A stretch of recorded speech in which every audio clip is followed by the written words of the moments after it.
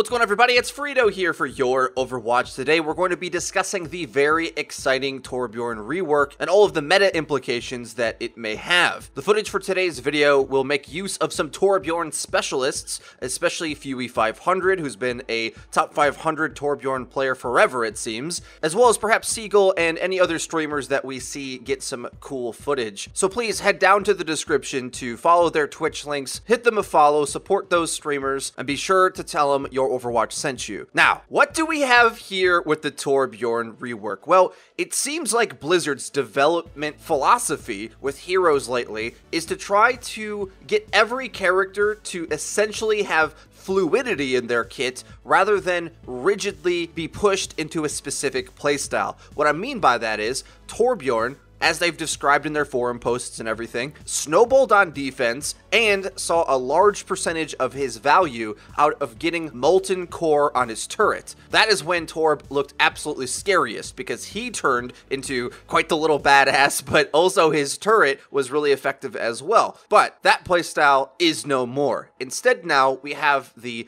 dynamic turret that you can throw in the middle of fights, you can throw it on top of things, it self-builds, but more importantly, it auto-targets on to whatever you're shooting at. This is probably the biggest buff that I want to emphasize in all of these situations, that in the midst of fighting dynamically with Torb now, if you're able to create situations where you keep your turret alive for it to shoot at the same thing you're shooting at, it's instant focus fire. It's going to effectively turn Torb's damage into reliable damage, whereas it usually was a bit more spammy and tough to secure kills with, especially at medium and longer ranges. Now, that kind of flips on its head, because a lot of times with Torb, you might hit a chunky shot or two, but it won't be enough to finish the kill, but that turret's got your back. The reliable damage from the turret now against all targets is a really big deal. Also, Torb as a character gets into the action a lot more, because he just about has his old ultimate on a cooldown, which gives him 150 armor immediately, 30% attack, move, and reload speed, which allows him to get into the mix more often, but also be quite durable in many brawls where in the past he kind of had to play standoffish because he has a very simplistic hitbox, perhaps even the easiest to hit in the entire game. Even if they reduce the size of his crit zone by 10%, he's still quite a conveniently shaped square, even worse than the likes of Zenyatta, that just so many things easily connect with. So that's going to be the cornerstone pivot point of whether or not Overload starts to overwhelm the meta. You might think to yourself, man, he gets his weapon to be a lot more effective, he gets all of this armor, but the thing is, Torb's rivet gun still, even when receiving the overload buffs, is a bit unreliable in comparison to other damage sources. So yes, you do have this absolute bamf with 350 HP and about half of it being armor. He's still easy to hit, and unless he hits some difficult shots with combining with his turret focus fire, he's not necessarily going to be more lethal than other heroes on the roster who can hit shots more reliably, but he definitely is one of the tankiest characters in the game, of course. So with all that laid out, what are the matchups that are really going to change with this new Torbjorn? One nice thing about the rework is that Blizzard's gearing to make him more playable more often,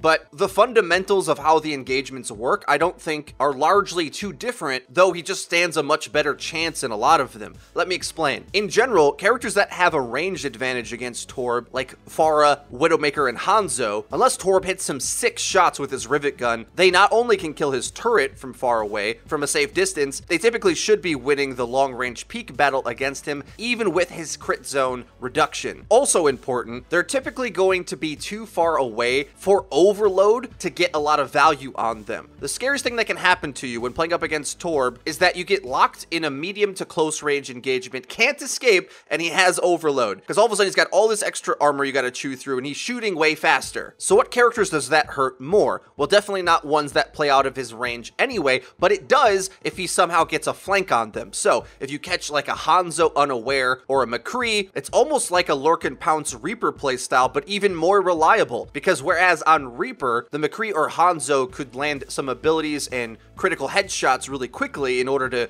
take him out, against a 350 HP Torb, you're gonna need to hit even more, meaning that whenever Torb is locked in a duel, there's actually not many things that want to tussle with him for that 5 seconds. So you may think to yourself, well, characters like Sombra, Tracer, and Genji should be weak to Torb then, right? Well, I already thought that they were fairly weak to his turret. even in the live version of the game, because they don't want to be messing with that turret. They want to be harassing, building ult charge. Spending time to use their mobility to go off and kill a turret is a waste of their time. Much more efficient to have a Hanzo or a Widowmaker shoot it for free from miles away. But I don't know if the new Overload is necessarily more effective against those characters because they have the mobility to escape that duel, which is going to be Torb's biggest problem. I think more often than not, you're going to end up using Overload to pelt into tanks because most smart DPS players should know that Torb's best ability, Overload, is on a really long cooldown. So if you just force him to pop it, run away, and come back in a few seconds, he's going to be at a massive disadvantage. And in theory anyway, characters like Genji and Tracer should have the mobility to avoid it. Because I want to make it clear, I don't really think Torb's lethality goes up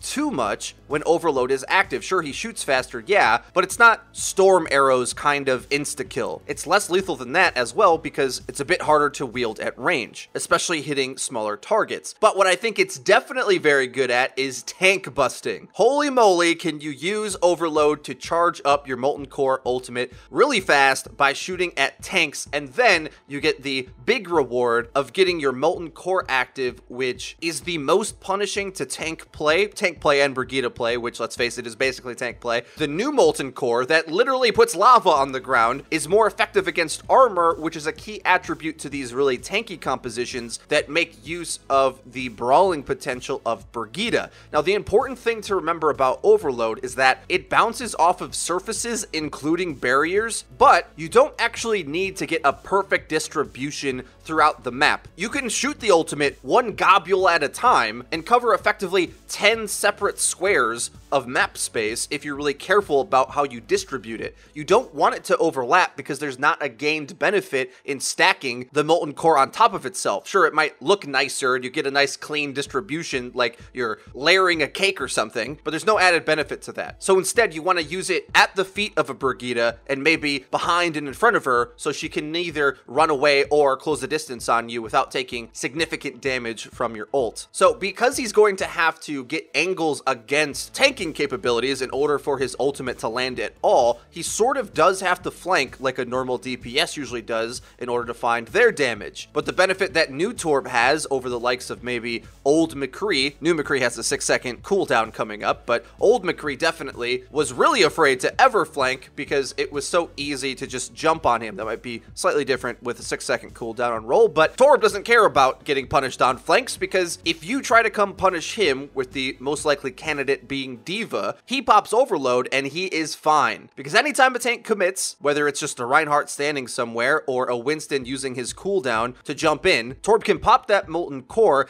and dynamically coat the battlefield. That word's very important to me because a lot of ultimates in the game are big bursts of impact. You think like EMP, everybody's hit, or it misses. Or channeling ultimates like Soldier Sights and Genji Blade, they either need to quickly get their effect or they're kind of done. Mei's ult is the only one that's similar, and it too is all in on a location. You throw it, it zones, and a lot of times enemies dodge it. Well, Molten Core, I would say, is similar in impact to Mei's Freeze. Granted, it doesn't CC targets, but in many ways it's better, even though it has a smaller surface area, because you can choose where you're shooting it. You can put it exactly where you want, when you want, and that's the big key. It's the power of being able to use it fluidly, which is the big keyword for the entirety of Torbjorn's kit right now, that makes it so effective. So all things considered, where do we come down on the new Torb? Well, I think the live version of Torb didn't have these tank busting elements because his mid-fight only really brought his team armor and hoped that the turret hit something useful.